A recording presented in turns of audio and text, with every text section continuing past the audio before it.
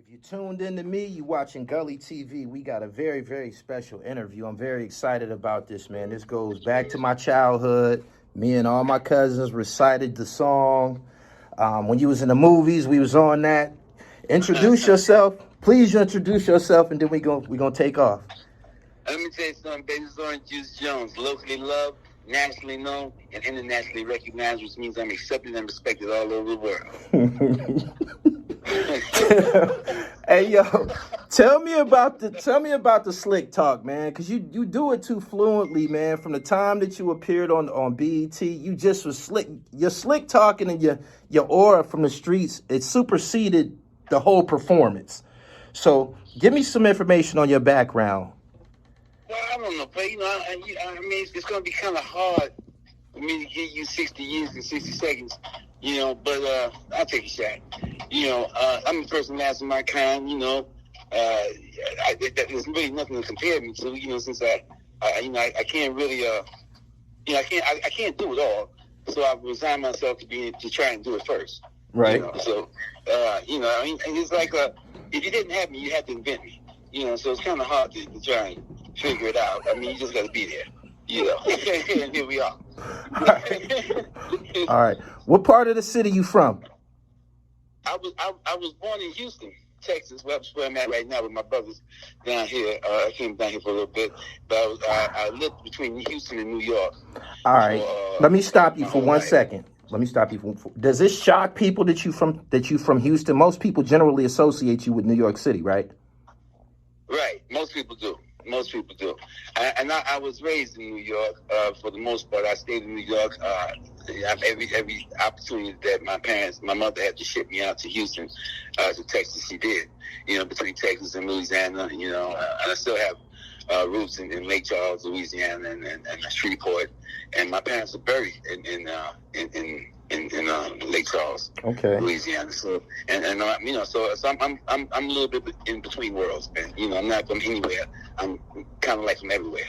Based on my travels and during my whole position as Gully TV, I done met some incredible players, and they from the South. Did the South, you running through Texas and Louisiana, did that influence your whole player skill set, or did you get that in Harlem? No, well, you know what? I think that the South, in and of itself, shapes the mentality. See, up north, you deal with opposition, and it's subtle. It's relaxed. It's there, but it's not as obvious. In the South, that's not the dynamic. In the South, you are not recognized, you're not appreciated, you're not wanted, and it's known. They let you know. Historically, that's the way it's been. But as it goes, people in the South tend to come face to face with adversity more openly. So as a result, I'm thinking that as a result, they've developed a sense of country dumb. Okay. You know what I'm saying? Not so much dumb, but just the cat told me one time. My grandfather told me that he showed me this old Chinese thing. He didn't make it up. He just stumbled across it and he delivered it to me about the branches. The tree had two branches. One was very strong and one was very weak. And when the winter came and the snow accumulated on the branch, the strong branch broke because it stood, it withstood the snow. But the weak branch, when the snow accumulated to the point where the branch couldn't support it, it surrendered itself and the snow fell off. It would bend and the snow fall off and it would come back in place. You dig what I'm saying? So he was saying you have to be like that. You got to, when you come across adversity, when you come across people saying, I don't want you here. Your attitude shouldn't be, well, I don't care. I don't want. Your attitude should be, well, I really need to be here. So if I can't go through this door, let me try and find another door. Right. Let me try and find another. Let me try and don't accept. People in the North, they may accept no, and say that because but people in the South, when they get a no, that don't mean no. That mean no. We can't do it this way. So that let me try it another way. I think you develop you become more resilient. In the South? Coming from the South, yeah. Okay. I think because you have to have a thicker skin, a tougher skin. You have to have a stronger game. Right. Yeah. So yeah, I think that's probably why, cats who play great are up north, but cats who are great players are in the South. Talk shit. Talk that shit. Talk that shit.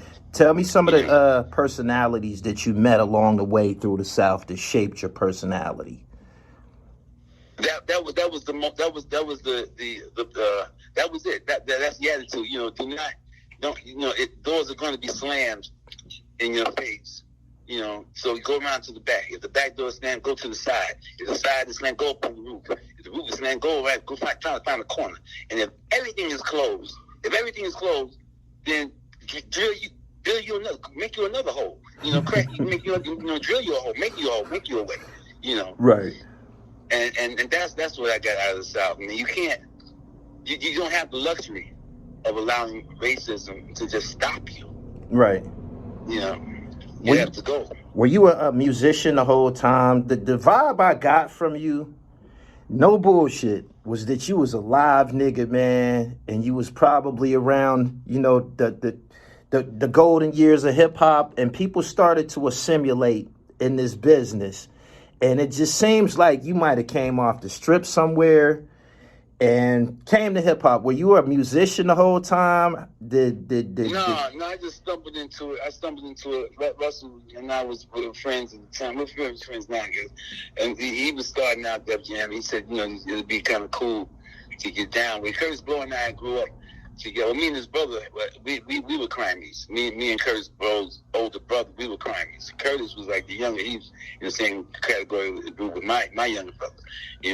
But when I was in college in Houston, in Texas, TSU, when Kurtis had the breaks, I think, either the breaks or Christmas rap. I think Chris was rapping. He came down to Houston to do a show. And he called me. He said, man, let's get together. He said, listen, come on back to New York and get down with this music thing, man. It's going to be really cool to do, So, in hindsight, I actually should not have done it. Why? Why? I was pre-med major, man. I had 3.9 GPA, man. I was going to be a doctor, man. Damn, Juice. I'm going to be a doctor. Damn, Juice is going to be a doctor. And I have the aptitude. I have the aptitude. I'm articulate enough. I'm intelligent enough. I can do it. Right. I could have actually done that. But as it turned out, I'm not ain't where you're from is where you're at. And right now, where I could have been or where I wanted to be or should have been, it doesn't matter. Where I'm at is here. Right. So and the music happened, and then it was a good look. I went around the world a bunch of times. I met a lot of people. I interacted with different perspectives from all over. I got a chance to see things from other people the way other people see it. And then I had and I would take that and weigh that assessment, weigh that perspective against my own perspective. Right. And find the shortcomings, the holes, the things that weren't consistent, the things that didn't make sense, and try to make sense of it. And then and as I did that more and more, I come to the realization that life is not as hard as difficult as people put it out to be. There are no small roles. It's just small actors. It's just life is simple. You know what I'm saying? It's just our approach that makes it complicated. Right. And that's why when I was doing The Rain, when we did the song, I was like, I don't want this to be another thing where you could just, I caught you cheating, I'm going to put your ass, or I'm going to shoot you. That's so typical. Let's do something. Let's take a different approach to an age-old problem, and see how that fares. You think so? That was the reason for the monologue, because I wanted to try and inject some of those perspectives, some of that perspective I gained through my interactions with people who are much smarter, much more effective than myself, and to take that assessment and couple it with my own, and that was the end result, I can tell a lot of aptitude just from talking to you. I can tell a lot of aptitude went into that song. Your intellect is what made that shit fire and slick, correct? But I wanted to make something that would survive time. That was the effort. Yeah. To make something that was. I didn't want to, I wanted to make something that would last. So it had to be something that would beyond age or race or something that would make sense to anyone. For years to come. Right. So that's why I wrote it like that. Was there any truth to the song? Did this shit happen to you? I know during the course of being a player, we run into all types of turmoil and shit like that. But was this something that happened? Yeah, well, it happened around me. It happened around me. I've seen. I know plenty of cats that they caught their significant other walking in the rain, and their attitude and their end game was always the same. Violent. Okay. It's always violent. It's always violent. That's the only word for it. And when you reach a point, in regards to the matters of women and men, you think what I'm saying? It starts out, the way it begins is how it should end. You know what I'm saying? When you started out, it was lovely, it was happy, everything was great. Now we come to an impasse, we come to an obvious a point where we can't get around it, we can't get through it, we can't get over it, we can't get under it. It's best we split. You understand? Why should that be a volatile, situation? Why should that be angry and problematic and, and violence? Why should that be that way? You both, you should be happy. You should be happy that we come to this realization. Now I don't waste my time with you, and I'm not taking no time away. I'm giving you the opportunity to find somebody more. It ain't that simple though, Juice. When there's feelings involved, man, it gets a little volatile. It ain't that simple. But that's the man's fault. Right. That's his fault. Women are emotional vessels. They're supposed to be. Right. Because they have, the only thing a woman really has is a virtue. That's all she really has. Her virtue. Once she compromises that virtue, then it's up. Everything else is up for grabs. But a man, he has his intellect. A man has his resolve to lean against. A man, women and children have the luxury of being gullible. But not men.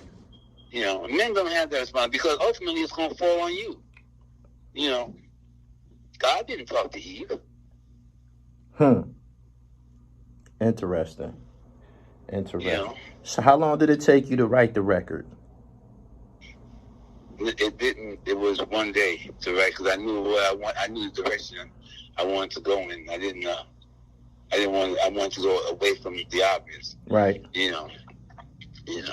So, but you know what? Mostly women. When that song came out, even now, women they didn't get mad. They got mad in the beginning. It amazingly, man. I have women. I had protest groups. I have women throwing shit at me, man. Women throwing things at me. For what? Yeah. Because whoever she was with did that to her. He decided that I'm going to, listen, you can just leave the way you came and no hard feelings. Oh, hold on, Juice. You the creator of that in pop society. Jay-Z had a song called "Who You With," where he said you can leave the bank book and the credit cards and take everything you came with. Yeah. He invited. He just licked a little bit. Okay. Right. He just nibbled. He nibbled. He invited. He nibbled. Little nibble, right? Yeah, he just nibbled a little bit. But I ain't mad. You got to get it from somewhere. That record. That record was like a rocket. That went straight to the top, right? Yeah, it did well. It went straight. Yeah. It did straight. Unfortunately, that's when the majority of my other problems started. But no, the record did well. The record did okay. Let me ask you something. I've interviewed Granddaddy IU. He got a record not similar to The Rain, but he has a record that's as prestigious to hip hop as your song is. It's called Something New. And he told me, man, on some Me and You, he was like, when we got done filming, he was like, man, you know, that record is cool and shit, but that shit kind of stunted my growth and shit. He said, man, I had doper shit out, and I had more to give to the game, and people wasn't really receptive to it or listening to it because they were stuck on this record and shit. Was that a similar situation for you? No, it wasn't similar. It was the same. He said it was the same. It wasn't similar. It was exactly the same. Okay. You know, people wanted the next. Man, I had a whole album set up about because I wanted just. I didn't want to stop with this. I was going to approach. I had a song called "Tricked Out." Man, I was going to approach because Tricks. You know, there's the cat.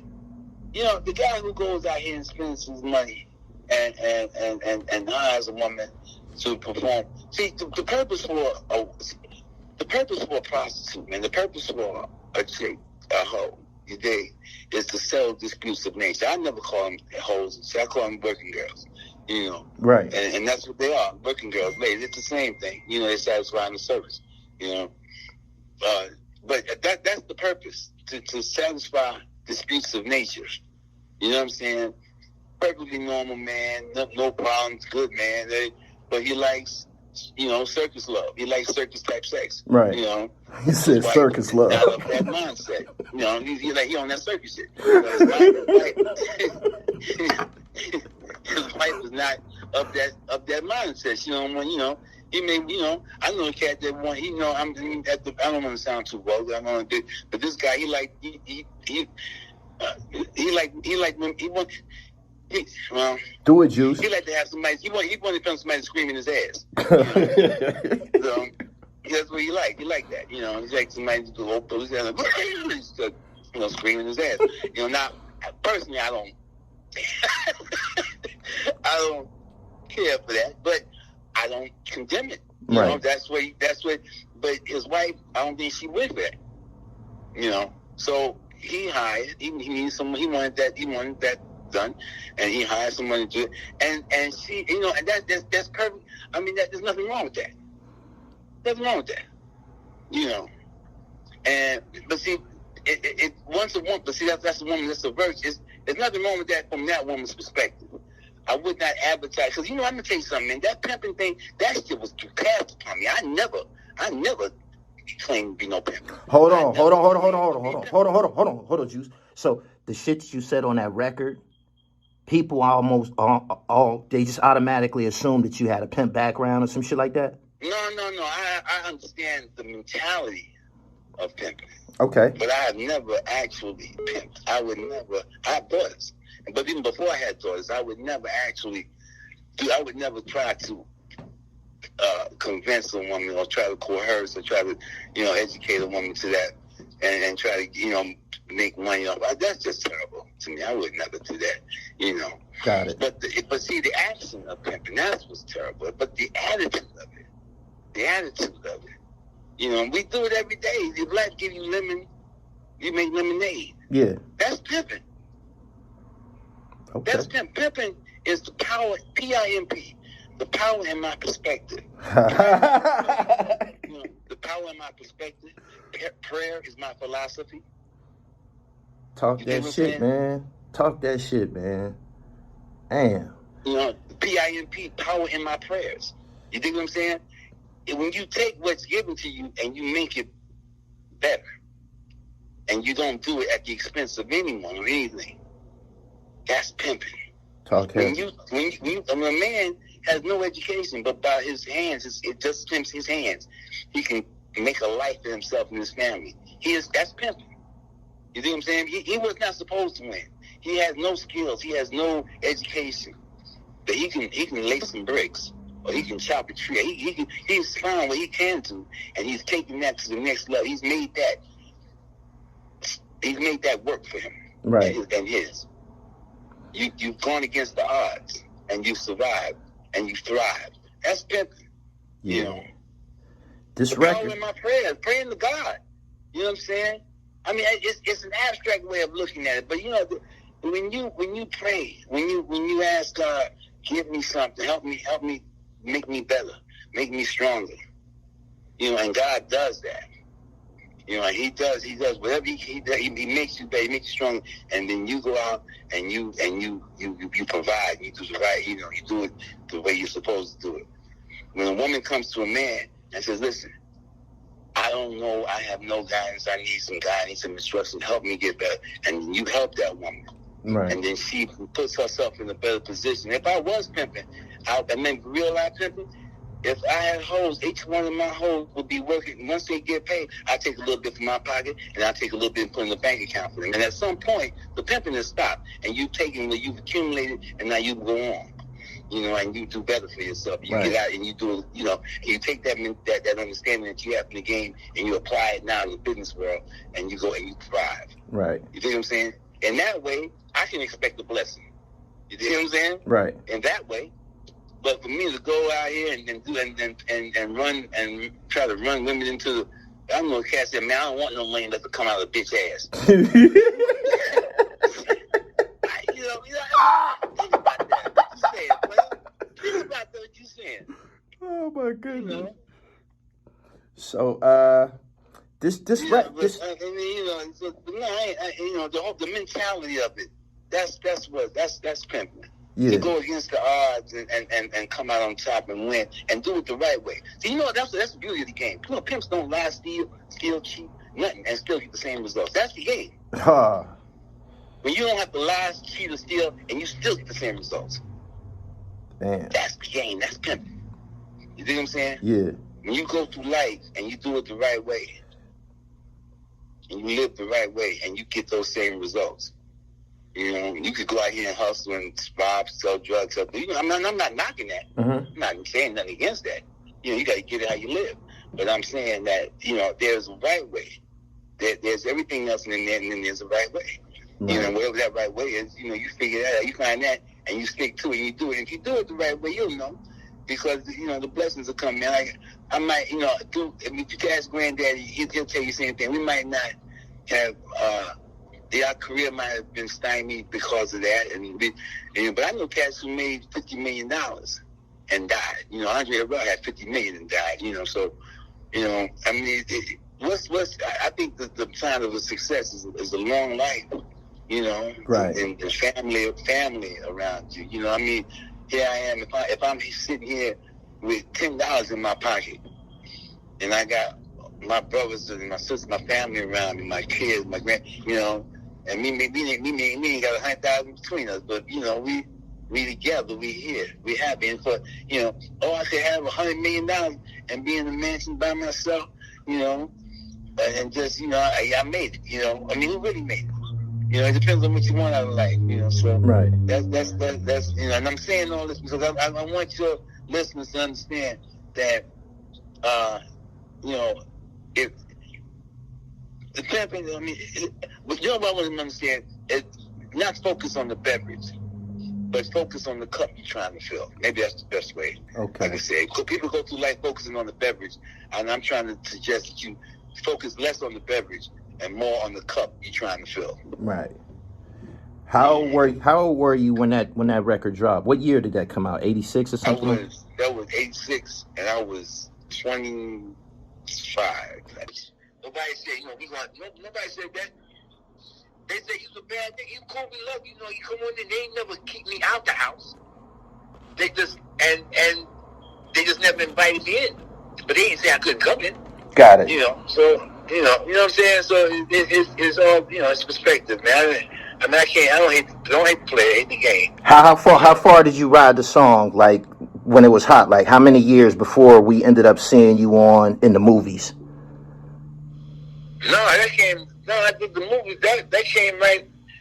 That Juice movie, that cat called me upstairs, man. I was in bed asleep, man, and the guy called me. No, I was watching. I was watching. I think I was watching. Three's Company. I forgot it was some sitcom. I was watching late night, some shit. And now the cat called me. Ernest Dickerson called me. And I had met him at the Malcolm X thing. I think I met him at Malcolm X. He called. He said, "Listen, man, I'm in your building shooting a movie." And I said, "Really?"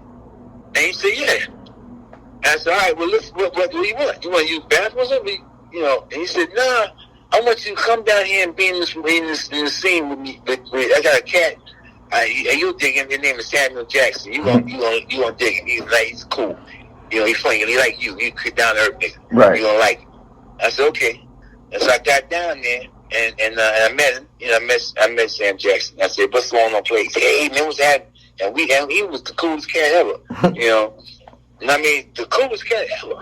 You know, and then he said, and this kid came to me and said, listen, I got he said, there was a bunch of kids there. And you know, I was introduced, I was meeting them, you know. And this one kid said, can I use the bathroom? And I said, yeah, in front of God, this is a true story. He said, yeah, you live in the building? I said, yeah. He said, can I use the bathroom? I said, yeah, come upstairs. Come upstairs. And we went upstairs, right? Mm-hmm. And my son, he's 32 now. And he was I think he was 8, but he was a baby. He was little. And the kid used the bathroom, and he came out, and he said, "This is my son, Oran." He said, "Oh, look, he's so good." And he hugged him, and he was holding him. He sat down, and he was holding him, and he said, "You're gonna be great one day." You know, and my wife looked at him, and she said, thank you so much." She said, "What's your name?" He said, "My name is Tupac." I knew you was gonna say that. I knew you was gonna say that. God. He said, "My name is Tupac." You know, he said, "Oh, okay, well, I'll remember that." Tupac. Okay, I've never heard that name before, but I'll remember it. Right. And you're gonna be a great success too. And he said, "I hope so. You know, and man, that's what he said. He said, "I hope so." You know, and he walked, and we embraced. We all embraced, and he left. Right. That was it. Right. That was it. Nothing great, nothing straight. That was it. And years later, all right, I said, isn't that the young man that came up to see us? That's the one that was here that came. Look, he did. He's Tupac Shakur. That's Tupac. That's all it is. You know. And then after that, and then so you gotta go get some milk from the store. Okay, and that was it. That was it. You know, that was it. That's my Tupac story. But that my meetings, my interactions with cats in this game have been just like that. Yeah. You know, the whole time it's been hitting. It just meeting. Just you know, we meet, our paths cross. We good, we great, and on to them, and that's it. Nothing spectacular, no gunfights, no shootouts, no great, no incredible, you know, story. Just simple, you know. Night shift passing in the night. The dialogue, your lines in the movie. Who wrote that? You know what I'm leading up to. No, I wrote everything. They didn't tell me how All to. right. Spike Lee asked me. No, I wrote even that shit with Denzel, you know. Pippin season was playing a little good. They didn't write that. They didn't write that. They couldn't write me because they told me that we know one of the good things about it. If we don't have to write for you, we whatever you said, it'll probably be more clever than what we come up with. Yeah. You know. And I'm like, you know, okay. You know. Juice. They didn't write no lines, man. I did all that. I need the origin of the Snappy Nappy dugout. I need the origin, man. Where that shit come from, man? It came from Fillmore Slim. Fillmore?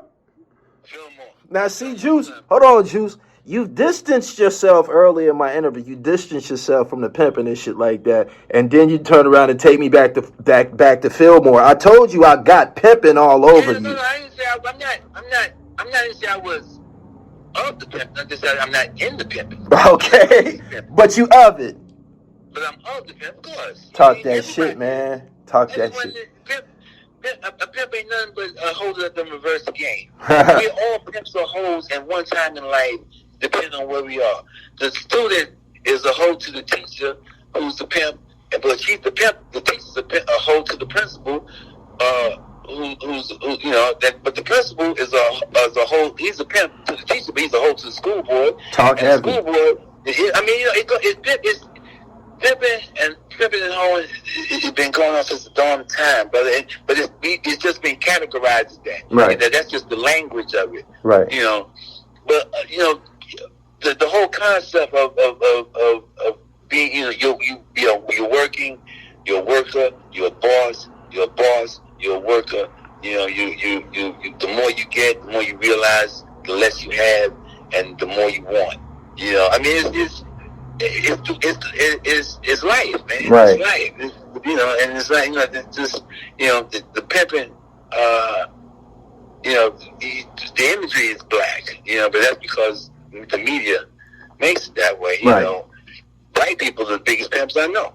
And they're not just black or white. I mean, rich people are the big. I mean, anyone that's in a position to determine your livelihood, how you are, how you live, or what you do, how you think. Anyone who's in a position to influence that, right? They pimping. You know what I'm saying? They pimping. Now, and then when you you strive, and you a hoe, you learn it. But then at some point, you become knowledgeable, and you understand the game. Now you pimp somebody else. And that's life. But we just use the word pimps and hoes. But what it means is teachers and students. That's all. Oh, go ahead. Go ahead. Pimps and hoes just sounds more. It sounds more street. It sounds more hard. But it's teacher and student. That's all it is. When you encounter, rest in peace to Kenny Red. He one of the famous players. He passed away. He just told me Kenny Red. He got hit by a car around a motorcycle or something, did he? Did he? I didn't. I never knew. He just died. Yeah. Kenny Red just got, I think he got hit by a car, or he fell off a motorcycle. Damn. Fell off a motorcycle or something. I didn't know the cause, but I was familiar with him. I met him a couple times. What was your exchanges like when you encountered the famous players? It was all good. I mean, listen, them cats play great, and I told them I'm a great player. We different. But Kenny Red and Gangsta Brown and Phil Moore,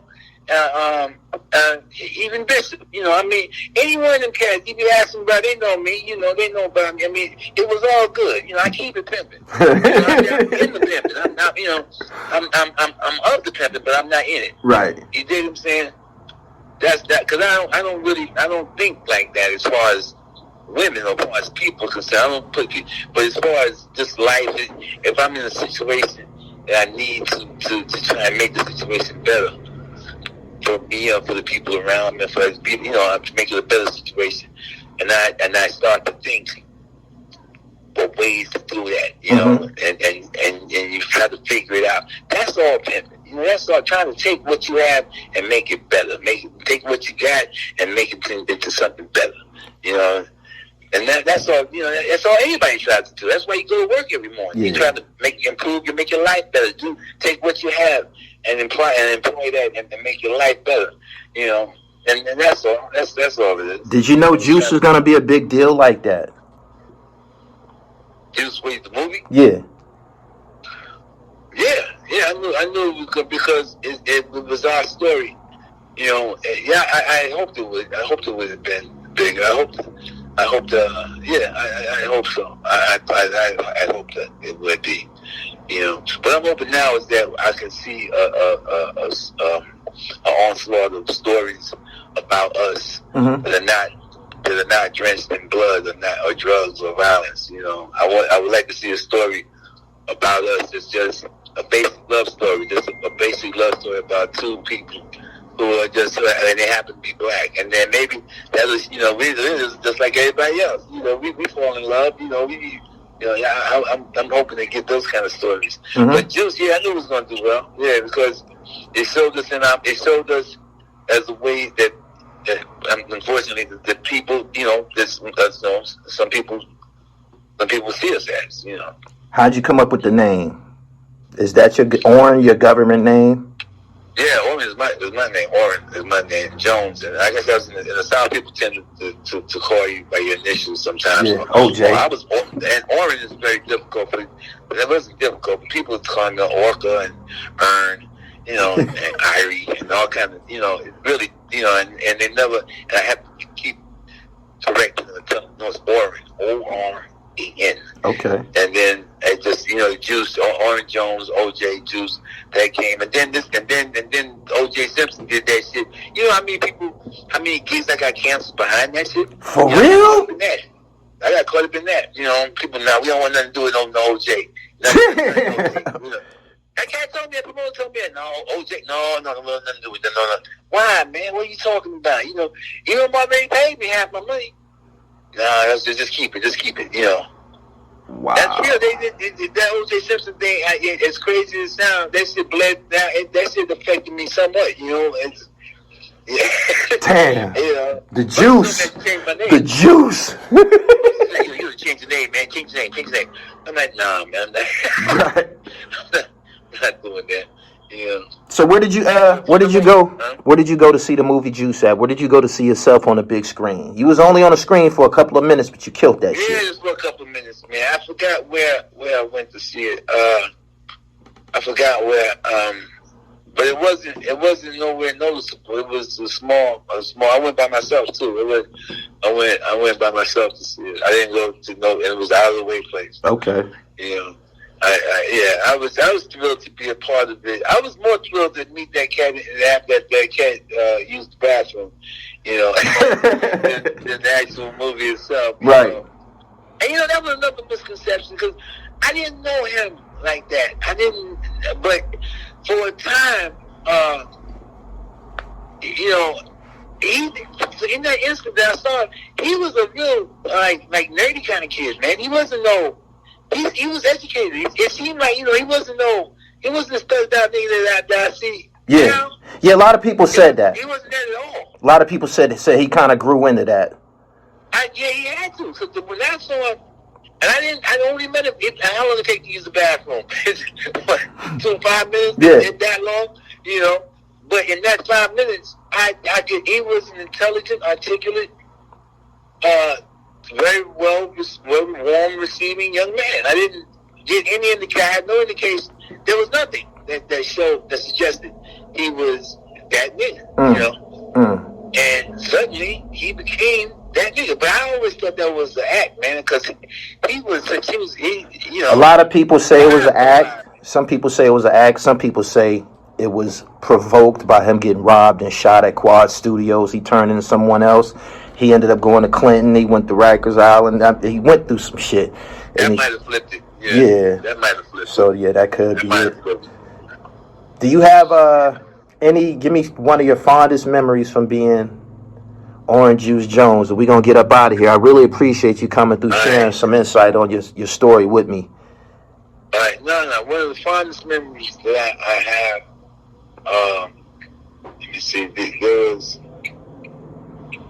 I'm trying to think of something because every moment.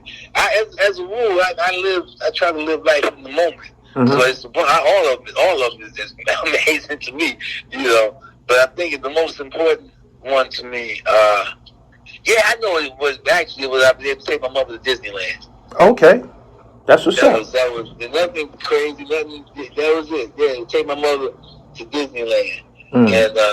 That was the big. Not, you know, I know it's kind of, it might not be what you expected. Yeah. You know, but for me that was the big deal, man. You How know? far did your song go on the charts? Where did it peak at? It went number 2 on the pop charts, and it went number 1 on the R&B charts. So you had a number 1 record. I got. He said, yeah. What else killed me too, man? What else killed me is that I got nominated for 2 Grammys, man. And one of them I got, the other one I didn't get, you know. And the reason why I didn't get it is because Russell didn't want to spend $10,000. You know, I was supposed to, you know, they told me for the video you had to have long form, you know, video to really get it to be considered. Right. And I didn't have a long form. I had a regular video. I said, be long form. You got to just extend it. You got to put $10,000 on it. You know, and I didn't understand what I mean. They didn't tell me about the 10. I ain't found till later how to, you know, the difference between long form and regular. You know, but he didn't want to spend the money, and because he was under the assumption that to win a Grammy, you had to be, you know, hip hop was too cool for the Grammys. That's I think he told me something like that. And I'm like, that's when the real big fight started. That's when the real big problem started, because I just didn't understand that shit at all. Right. But yeah, that's how far I went, man. Got number 1 on one chart, you know, with the white folks, and number 2 with the white folks, and number 1 with the black folks. You know, and then and like actually got nominated for a couple of Grammys. And I mean, it's so like crazy. Like, I mean, shit, a bunch of, millions. I mean, But like I said, you know, cats they didn't see it as the next stage that we, you know, the next door to go through. They saw it as a door that we need to kind of close, because it might you know, prove a problem to this door later on that we're getting ready to open. You know, because I don't really fit the mold. I'm not really a violent, rob, kill everybody in the house, burn the house down, and the dog too kind of cat. You know, right? So, you know, but like, you know, I mean, you know, like I said, don't hate the play, hate the game. And I don't want to go out on your interview sounding with no business, man. Yo, it was a ball. I had an enjoyable time. I loved every minute of it. And what's really most important to me is that I'm still here to talk about it. Yep, that's important. That's all. That's important to us all. Juice, I really appreciate your time. If you can give my people some contact information or where you at on social media, they can slide through and check you out. I really appreciate this, man. This was Blockbuster. It's one of the biggest one I've done in recent years. Oh, man, listen, you know, anybody want to catch me, but you go to Oran Juice Jones. I'm on Facebook and I'm on Instagram. But you know what you can also do, real talk, you get in touch with this cat, Jamil. You know, just holler at this cat. And you know, they holler at you, and you can always reach out. This number you on, that my 25-8 number, you know, 20. So that's what I'm saying. If anybody want to reach out to me, you know, go online like the normal way, you know. But if not, you want to call Jamil and he'll link you up, you know. I appreciate you, Juice, man. Check for Gully TV. Look for Gully TV, baby. I'm all around, man. I appreciate you, Juice. Keep up the good work, man. You legendary. Don't ever forget it. Man, I appreciate you, man. Love you like cooked food, baby. All right. Take care. Keep it pimping, man. Yo, keep it pimping, man.